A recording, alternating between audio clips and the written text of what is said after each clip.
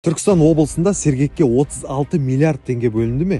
Бұл ақша бюджеттен бе әлде инвестордан ба? Желіде тараған ақпарат қаншалықты рас?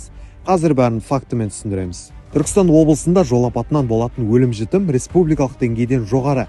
100 мың адамға шаққанда 12 өлім жағдайы тіркеледі екен. Осы мәселені шешу үшін әкімдік Көркем Телеком компаниясымен келісімшартқа отырған. Ең басты сұрақ, жобаға құйылатын ақша қайдан шығады? Бюджеттен бір тиын да жұмсалмайды. Бұл толықтай инвестордан қаражаты.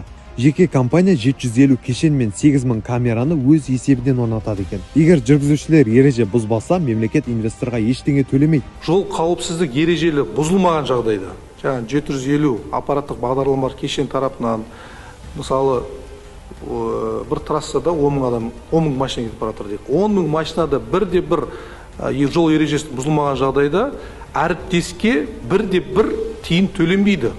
Осы ең басты талаптардың бірі екенін біз сіздерге түсіндіргіміз келіп отыр. Мысалы, бір күнде Шымкент Түркістан арасында біз 750 АПК-ның 30-ын орнаттық.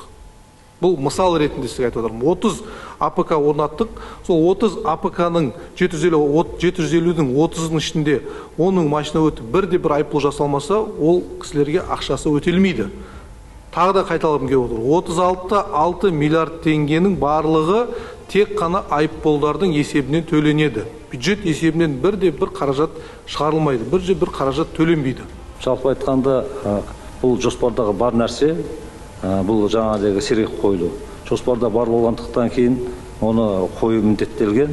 Оны енді біздің мысалы бюджеттің өзінің ақшасына қойылатын болса, ол ауырлық деді, ол ақшаға басқа нәрселер орындалуы мүмкін, орындауға болады.